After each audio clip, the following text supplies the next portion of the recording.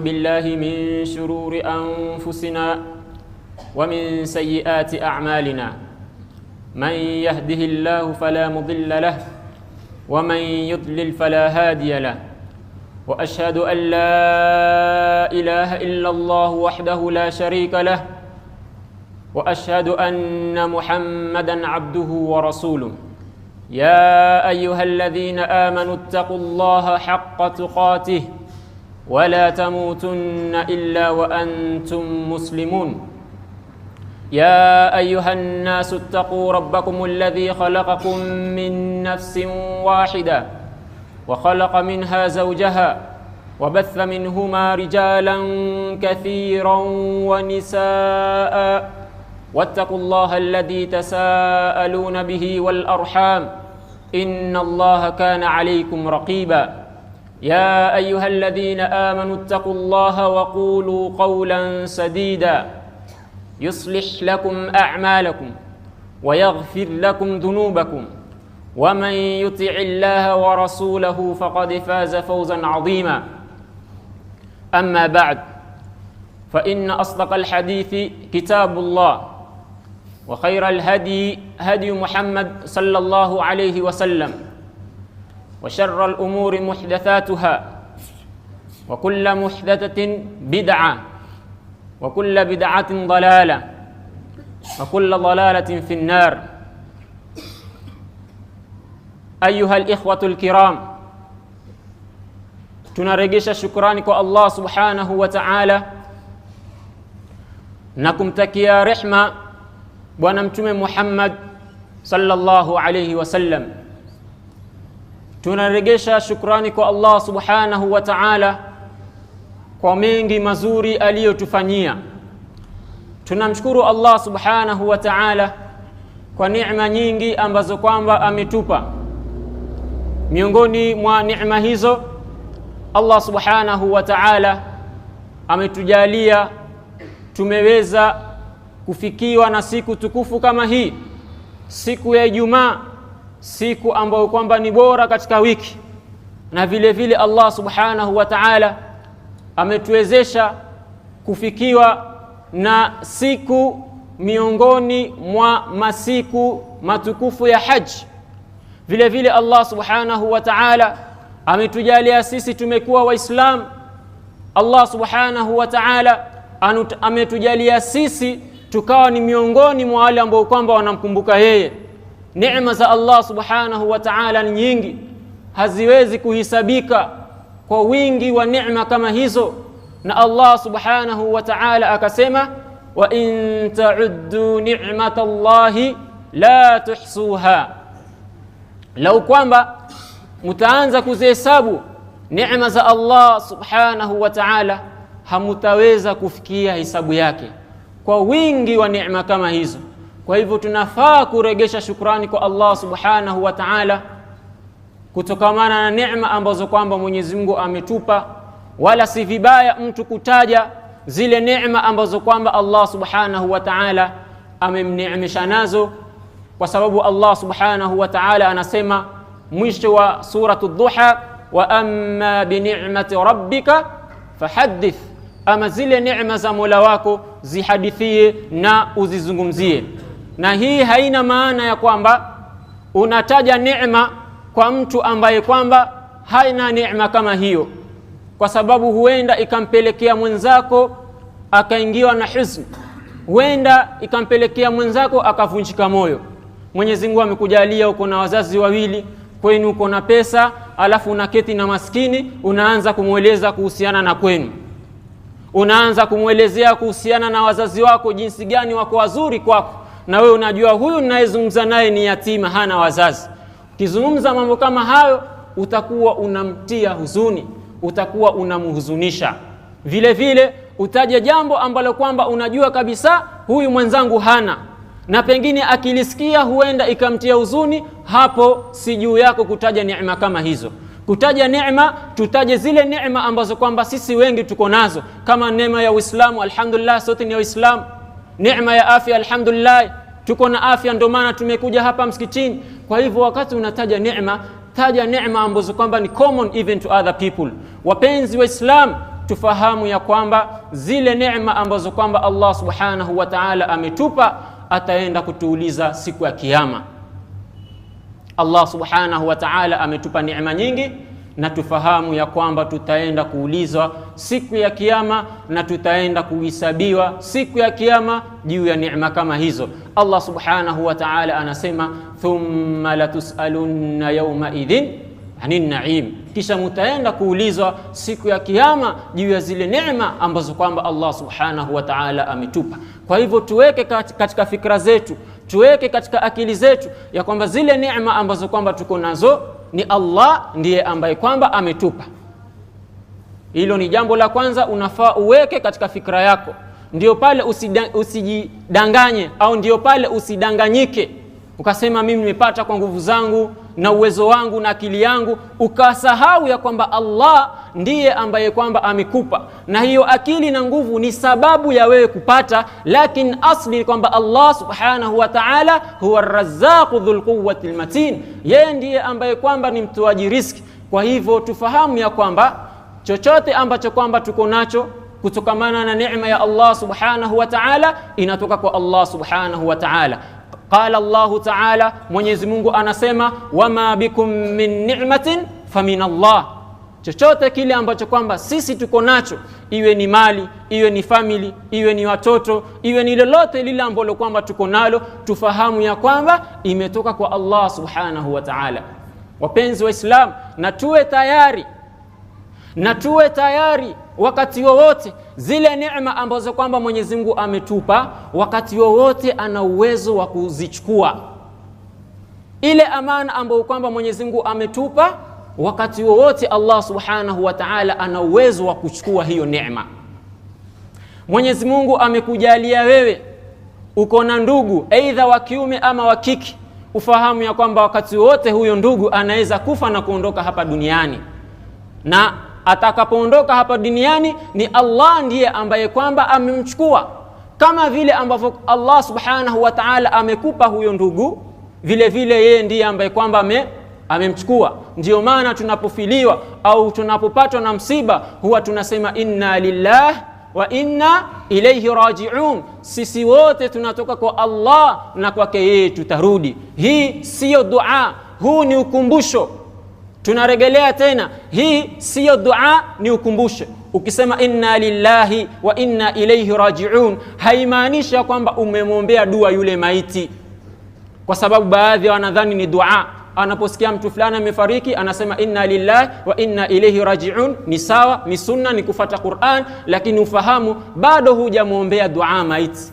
Ni ukumbusho tu, muombe Allah subhanahu wa ta'ala amrehemu na amweke mahali pema. Kwa hivyo tuwe tayari wakati wowote Allah subhanahu wa ta'ala atazichukua neema kama hizo. Kama vile alivyotupa, wakati wowote anaweza kuzichukua neema kama hizo. Na mu'min aliye na imani ya kweli ni yule ambaye kwamba katika hali zote yeye anakuwa katika hali ya kuridhia Allah subhanahu wa ta'ala, au ya kumridhia Allah subhanahu wa ta'ala.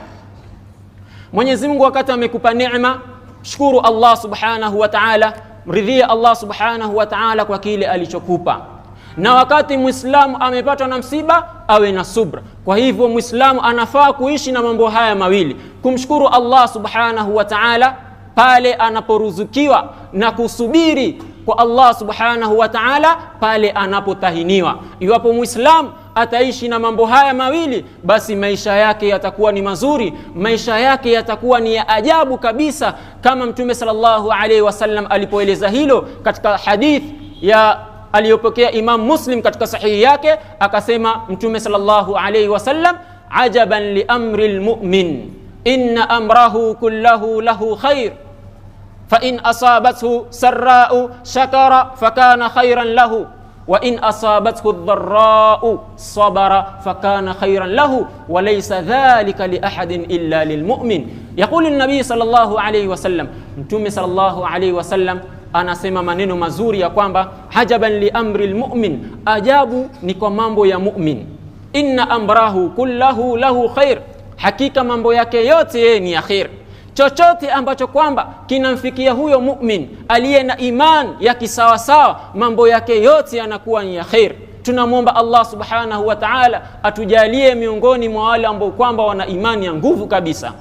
Kisha akasema in asabathu sarra'u shakara fakana khairan lahu, anapopatwa na neema, anapopatwa na mambo ya mazuri, shakara, anamshukuru Allah subhanahu wa ta'ala, inakuwa ni khairi kwake. Wa in asabathu dharra'u sabara, na anapopatwa na mambo yenye kudhuru, anapopatwa na mitihani na balaa na misukosuko, sabara, anakuwa ni mwenye kusubiri, fakana khairan lahu, pia inakuwa ni khairi kwake. Walaysa dhaka li ahadin illa lilmu'min, hilo haliwi kwa mtu yoyote isipokuwa awe yeye ni mu'min. Kwa hivyo mu'min anapopatwa na jambo lote inakuwa ni khairi kwake, anapata thawabu huku kumshukuru Allah subhanahu wa ta'ala, pia anapata thawabu ya kusubiria iwapo Allah subhanahu wa ta'ala amemtunukia neema yote.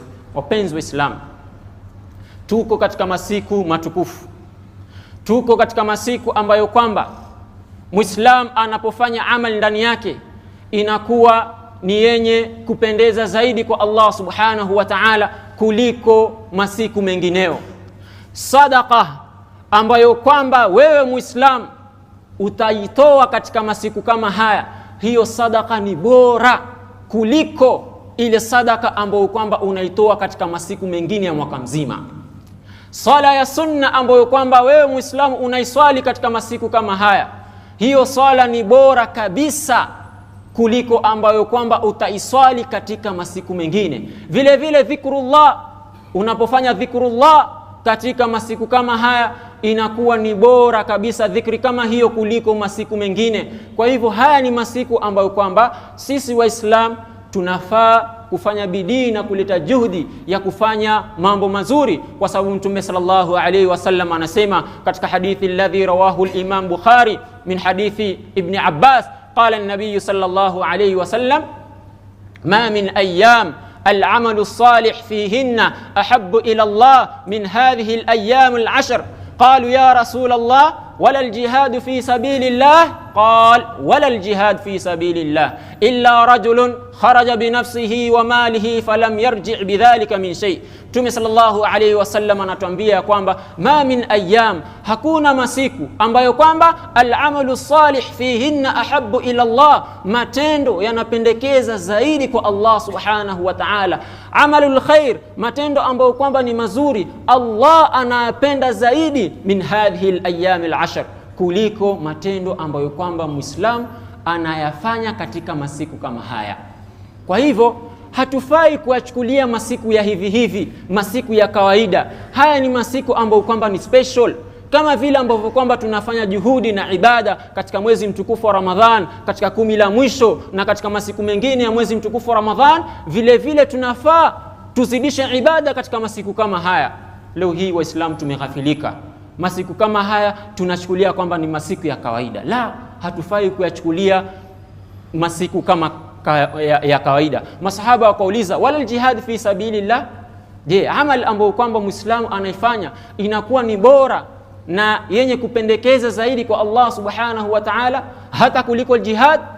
Qala alayhi salatu wassalam wala jihad fi sabilillah, akasema hata kuliko jihad fi sabilillah, isipokuwa kwa mtu ambaye kwamba kharaja binafsihi wa mali, ametoka kwa nafsi yake na mali yake, falam yarji' bidhalika min shay, bimaana ameenda huko kwa nafsi yake na mali yake akapigana jihad, hakurudi hata nyumbani akafia huko. Kwa hivyo Waislam, haya ni masiku ambayo kwamba ni matakatifu na ni masiku ambayo kwamba Allah subhanahu wa ta'ala ameyajalia ndani ya mwezi ambao kwamba ni miongoni ya yale miezi mitukufu ambayo kwamba Allah subhanahu wa ta'ala ameyataja. Allah subhanahu wa ta'ala anasema katika suratu Tauba, inna iddatash shuhuri 'inda Allahi 12 shahran fi kitabillah yawma khalaqas samawati wal arda minha 4 hurum dhalika ad-dinul qayyim fala tadhlimu fihinna anfusakum. Allah subhanahu wa ta'ala anasema ya kwamba idadi ya miezi ni 12, na katika miezi hiyo 12 akayafanya miezi 4 ikawa ni bora zaidi. Miezi 4 ni bora zaidi. Kwa hivyo sisi tuko katika mwezi ambao kwamba ni bora ni miongoni mwa hayo miezi minne ambayo kwamba ni Dhulqaada wa kwanza, Dhulhijja wa pili, Muharram ya tatu. Miezi hii mitatu ni yenye kufuatana, kisha na mwezi wa Rajab.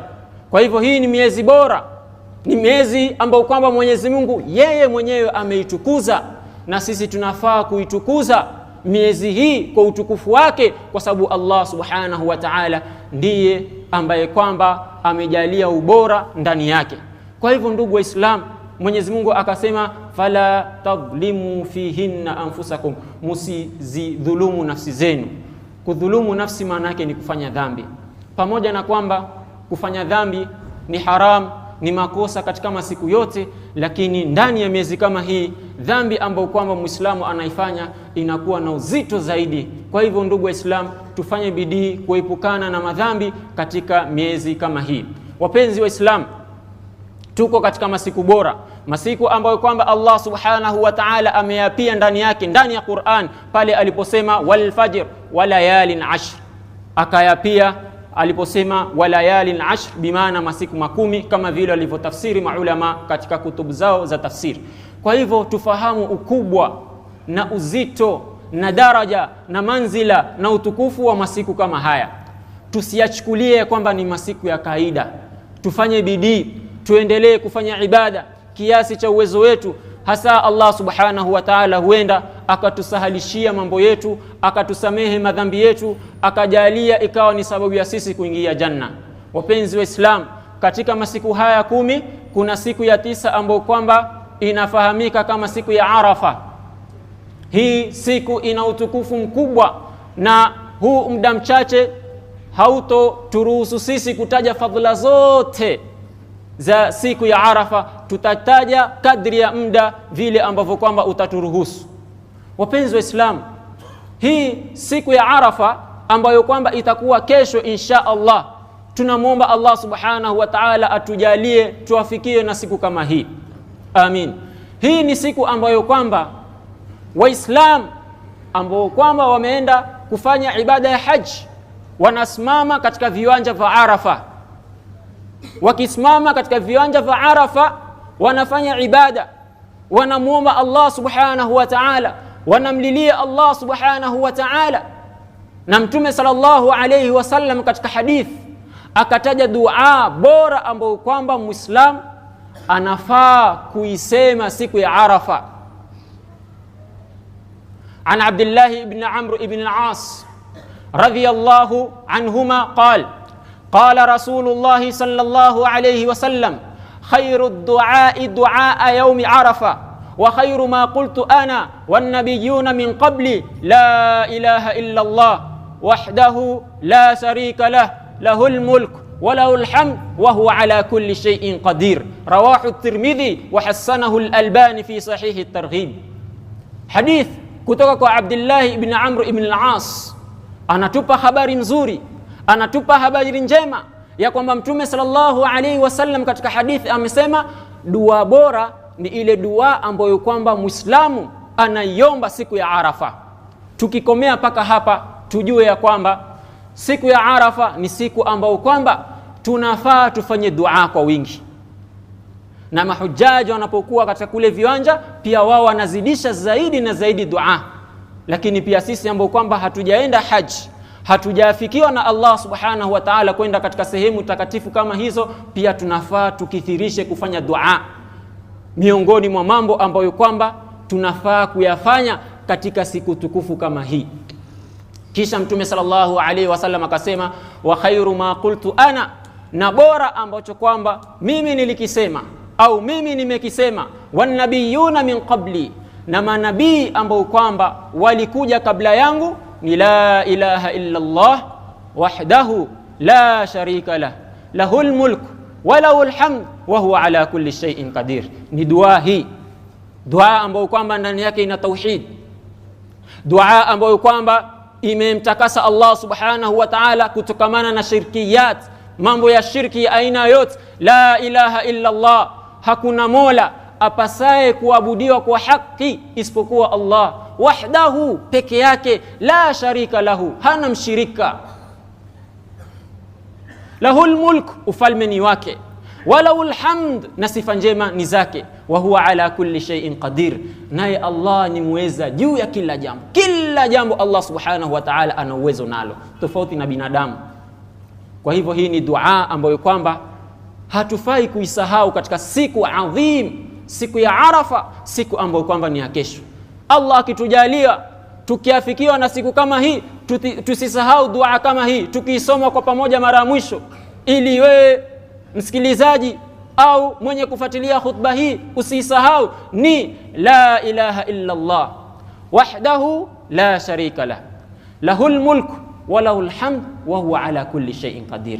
Waislamu, tusisahau dua kama hii, tushinde siku nzima popote tunapokwenda, iwe ni kazini, iwe nyumbani, iwe ni mahali popote, usisahau mdomo wako uwe unataja dua kama hii, kwa sababu Mtume sallallahu alaihi wasallam anasema khairu dua yaumi Arafa wa khairu ma qultu ana wan nabiyuna min qabli, akataja hiyo dua.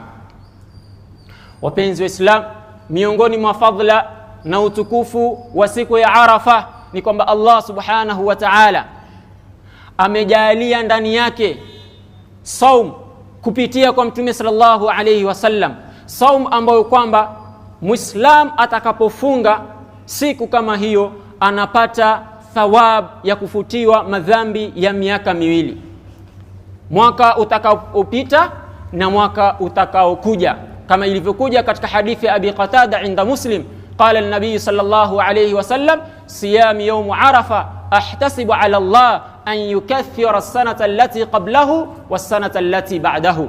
Mtume sallallahu alayhi wasallam anasema katika hadithi ya kwamba siku ya Arafa natarajia malipo ni kwamba atakayefunga Allah subhanahu wa ta'ala anamsamehe madhambi ya mwaka uliopita na mwaka utakaokuja. Kwa hivyo tufanye bidii, tusipitwe na siku kama hii, ibada ndani yake na saum ndani yake. Ikiwezekana unaporudi nyumbani, wewe ambaye kwamba ni mzee katika nyumba, useme inshallah sisi kesho hatuli chakula, kesho tunafunga inshallah, mpaka watoto wadogo wajue yes, leo ni siku ya Arafa. Pamoja na kwamba hufai kulazimisha, ni sunna, lakini create awareness kwa kila mtu, hata watoto wadogo wajue utukufu wa siku ya Arafa.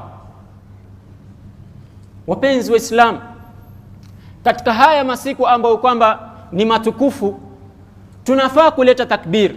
Hili ni jambo muhimu ambalo kwamba hatufai kulisahau. Tunafaa kuleta takbir ndani yake, na kuna takbir aina mbili. Kuna takbir ambayo kwamba inaitwa mutlaq, na kuna takbir ambayo kwamba inafahamika kama muqayyad. Takbir ambayo kwamba ni mutlaq ni ile ambayo kwamba Muislam anafaa kuisema wakati wa huu mwezi unapoandama, wakati wa mwezi wa Dhulhijja unapoingia. Muislam anafaa kuleta takbir ambayo kwamba inafahamika kama takbir mutlaq. Aseme Allahu akbar, Allahu akbar, Allahu akbar, la ilaha illa Allah, Allahu akbar, walillahi alhamd. Aseme hii takbir tangu tarehe ya kwanza, ya pili, ya tatu, mpaka masiku haya matakatifu yatakapoisha. Na hiyo takbir anaileta wakati wowote, sehemu yoyote ile ambayo kwamba yuko. Ni mutlaq, haijafungamanishwa na mahali popote, wala haijafunganishwa na muda wowote. Kwa hivyo hadi leo pia tunafaa kuleta hii takbir, Allahu akbar, Allahu akbar, la ilaha illa Allah, Allahu akbar, walillahi alhamd. Abi Huraira na Ibn Umar kama ilivyokuja katika sahihi ni kwamba walikuwa wanatoka, kana yakhrujani ila suq, walikuwa wanatoka kwenda sokoni, fayukabbirani, walikuwa wanaleta takbir sokoni, wayukabbiru an-nas bitakbirihima, na watu nao walikuwa wanafuata. Ibn Umar na sahaba Abu Huraira walikuwa wanaleta hii aina takbir ambayo kwamba tumeghafilika nayo. Kwa hivyo tunafaa kuleta hii takbir katika haya masiku matukufu. Vile vile takbir ambayo kwamba ni muqayyad ni ile ambayo kwamba imefungamanishwa na baada ya swala. Na takbir kama hiyo inaanza baada salati subh au baada salati al-fajr. Tunapomaliza kuswali salatu al-fajr katika siku ya Arafa, umesema Allahumma anta astaghfirullah, astaghfirullah, astaghfirullah, Allahumma anta salam wa minka salam, tabarakta ya dhal jalali wal ikram. ingiza takbir hapo, useme Allahu akbar, Allahu akbar, Allahu akbar, la ilaha illa Allah, Allahu akbar walillahi alhamd. Kwa hivyo Waislamu tusighafilike na hizi takbir, tuwe na hamu ya kujua vitu gani Muislamu anafaa kufanya katika masiku kama haya ili iwe ni khairi yake. Aqulu ma tasma'un wa astaghfirullah li wa lakum wa li sa'iril muslimin innahu huwal ghafurur rahim wa huwal barrul karim fastaghfiruh.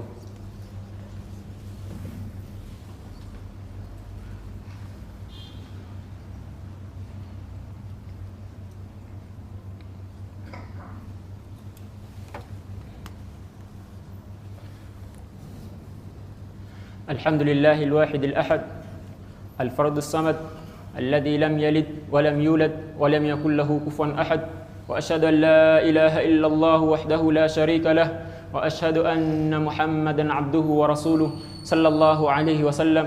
Wapenzi wa Islam, tukimalizia sehemu ya pili ya khutba hii ni kwamba kuonyesha utukufu wa Arafa na ubora na umuhimu wa Arafa ni kwamba yule ambaye kwamba ameenda kufanya ibada ya haji, iwapo yeye hatafanikiwa, hatasimama katika viwanja vya Arafa, basi haji yake haikubaliwi. Haji yake haikubaliwi. Ndiyo maana Arafa ni miongoni mwa zile arkanul hajj, ni miongoni mwa nguzo za haji. Mtume sallallahu alaihi wasallam kasema alhajju Arafa. Kwa hivyo ndugu Waislamu, hii siku ni bora zaidi, na vile vile kuonesha ubora wake kama ilivyokuja katika hadith inda Aisha radhiyallahu anha wa an abiha qala an-nabi sallallahu alayhi wasallam. Aisha anaripoti ya kwamba Mtume sallallahu alayhi wasallam amesema, ma min ayyam akthar min an yu'tika Allahu fihi 'abdan min an-nar min yawmi Arafa wa innahu la yadnu thumma yubahi bihim al-malaika fayaqul ma arada haula. Aisha anasimulia hadithi iko katika sahihi Muslim ya kwamba Mtume sallallahu alaihi wasallam amesema, hakuna siku ambayo kwamba watu wengi wanaachwa huru na moto kuliko siku ya Arafa. Kisha katika siku kama hiyo Allah subhanahu wa ta'ala anateremka, anashuka, wa innahu la yadnu nuzulan yaliqu bijalalihi subhanahu. Allah subhanahu wa ta'ala anateremka, anashuka kuonyesha utukufu wa siku kama hii. Thumma yubahi bihimul malaika, kisha Allah subhanahu wa ta'ala anajifakhirisha kwa malaika wake na kusema, ma arada haula, ni kitu gani ambacho kwamba wanahitaji wale watu.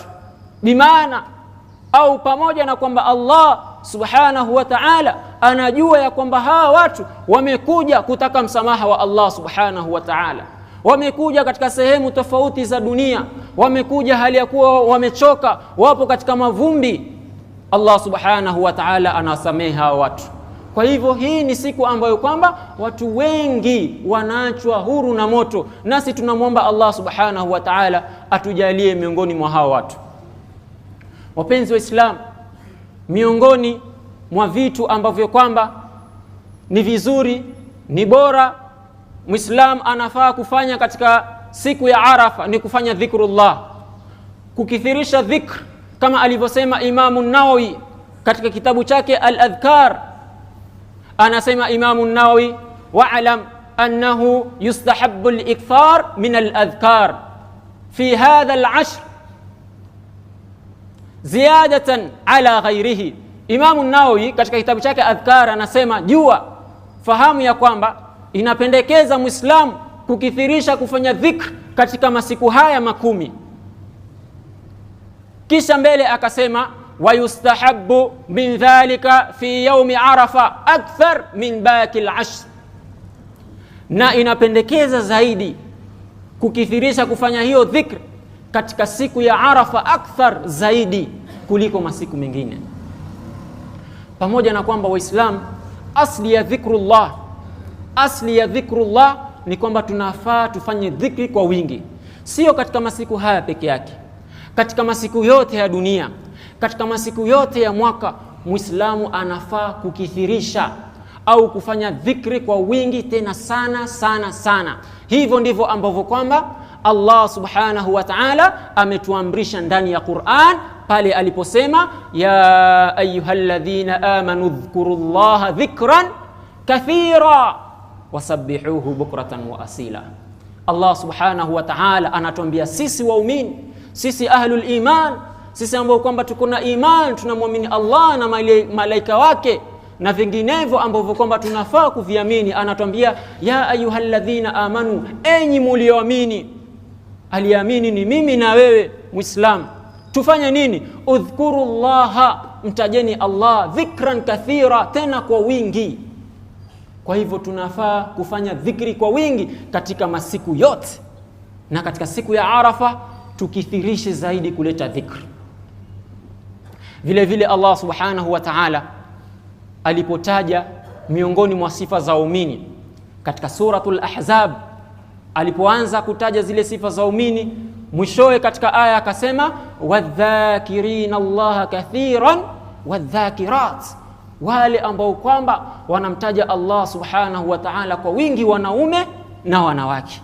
Kwa hivyo tunafaa kufanya dhikri kwa wingi. Dhikri maana yake ni utaji wa Allah subhanahu wa ta'ala.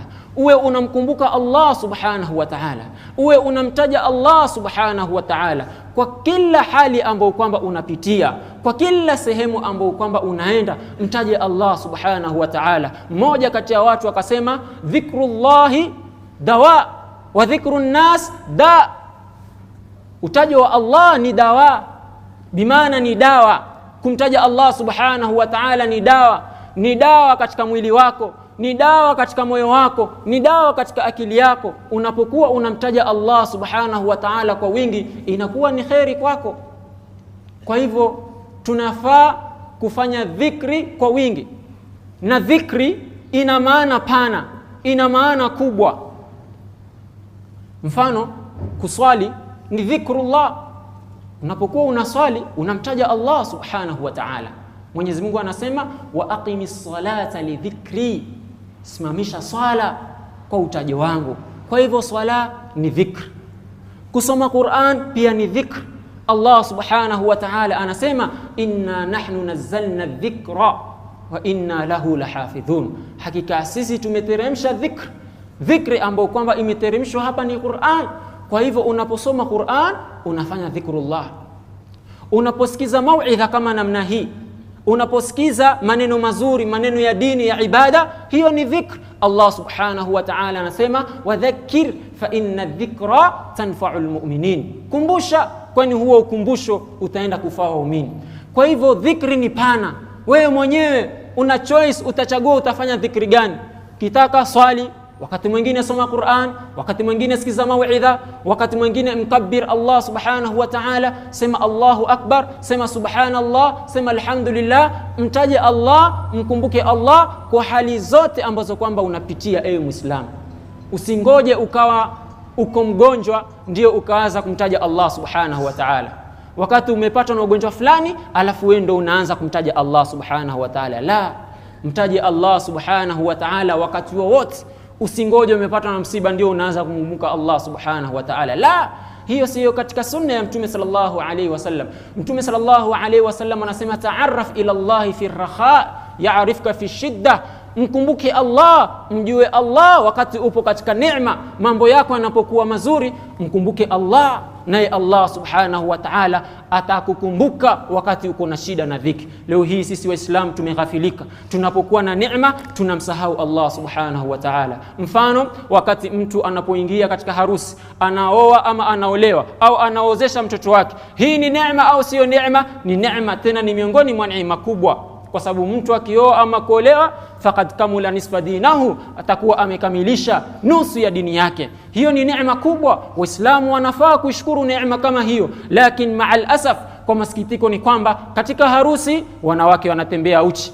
Katika harusi kuna ngoma ndani yake. Katika harusi wanawake wanaunganisha nyele, wengine wanakata nyusi, wengine wanafanya mambo ambayo kwamba ni ya israf, watu wanamwaga chakula. Hiyo harusi ni neema. Mkumbuke Allah, ta'arraf ila Allah fi ar-rakha. Mkumbuke Allah, badala ya watu kumkumbuka Allah, nasullaha fanasiyahum, wanamsahau Allah subhanahu wa ta'ala. Kwa hivyo alhasil ni kwamba wakati upo katika neema, huo ni mfano tu tumeupiga. Wakati upo katika neema, mkumbuke Allah subhanahu wa ta'ala kwa dhikri ambazo kwamba ni tofauti, aidha kumtaja Allah, aidha kutoa sadaka, aidha kusali, kufanya jambo lolote, mtaje Allah subhanahu wa ta'ala na mkumbuke Allah subhanahu wa ta'ala. Bishara, unapokuwa ni Muislamu ambaye kwamba umeshikamana na dhikri, na sisi tunafahamu ya kwamba hatujui ni wakati gani tunaondoka hapa duniani. Iwapo umeshikamana na dhikri, basi huenda wakati malakul maut anakujia wewe hali ya kuwa uko katika hali ya kumdhukuru Allah subhanahu wa ta'ala. Mfano, kama umezoea kwamba wewe kila siku asubuhi unatoka unaenda kazini, jioni unarudi nyumbani, lakini katika kutembea kwako unamtaja Allah subhanahu wa ta'ala mpaka unaingia kazini. Ukifika kazini, unapofanya shughuli zako, unamtaja Allah subhanahu wa ta'ala, aidha kwa kusikiza mauidha au mdomo wako tu unamtaja Allah subhanahu wa ta'ala. Unapokwenda sokoni, unapoenda mahali popote, wakati malakul maut amekujia, anakujia katika hali ambayo kwamba unafanya nini? Unafanya dhikrullah, unaondoka duniani unapata husnul khatima. Allahumma arzuqna husnul khatima ya Rabb. Waislam, tukithirishe kufanya dhikr.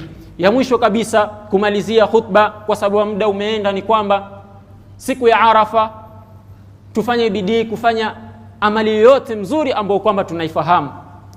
Baada ya kwamba tumeshikamana na hizi ambazo kwamba tumezitaja, kisha kuna amali nyingine ambazo kwamba ni mzuri Muislamu kufanya. Amali zote kama vile kutoa sadaka, kutembelea wagonjwa, kutembelea familia, kukumbuka wazazi, kuwa pamoja na wazazi wako, hiyo ni khair, pia hiyo unapata thawabu. Kwa hivyo tufanye bidii kushikamana na dini ya Allah subhanahu wa ta'ala na kukithirisha kufanya ibada kwa wingi. Na wale ambao kwamba Mwenyezi Mungu amejalia na wazazi, kuwa karibu na wazazi wako, waheshimu, wapigie simu, wajulie hali, na wala usiwateze au kuwadharau, kwa sababu kiwango ambao kwamba imefikia sahihi katika mujtamaa wetu ni wakati utaona mzazi anazungumza na mtoto wake, alafu mtoto ameshika simu namna hii anaendelea na mzazi anazungumza na yeye. Hiyo sio sawa. Huo ni utovu wa nidhamu, huo ni ukosefu wa adabu. Mzazi anapozungumza na wewe unafaa umpe attention. Unapokuwa unacheza na simu yako, inamaanisha kwamba hiyo simu ni bora kuliko yale ambayo kwamba mzazi anayafanya. Kwa hivyo tabia kama hiyo, Waislamu hasa vijana, tuepukane na tabia kama hiyo, kwa sababu sio tabia mzuri. Kwa sababu bosi mwingine mkubwa zaidi anapozungumza na wewe, utaweka simu kando. Je, mzazi wako? Na kuna application muhimu ambayo kwamba Muislamu akiwa nayo, basi tabia kama hiyo itaondoka. Application yenyewe haihitaji wifi. Application yenyewe haihitaji terms and conditions ambazo kwamba hazieleweki. Application yenyewe ni free. Ukiwa na application kama hiyo, hakuna siku hata moja utashika simu yako una chat au unafanya mambo yako hali ya kuwa mzazi anazungumza na wewe. Application yenyewe inaitwa respect. Kwa hivyo tunafaa tuwe na respect, tuwe na heshima. Iwapo utakuwa na heshima, hakuna siku ambayo kwamba utawahi kumdharau mzazi wako. Tunamuomba Allah subhanahu wa ta'ala atuongoze. Tunamuomba Allah subhanahu wa ta'ala atujalie tuwe miongoni mwa wacha Mungu. Tunamuomba Allah subhanahu wa ta'ala atujalie minal ladhina yastami'una alqawla fayattabi'una ahsana.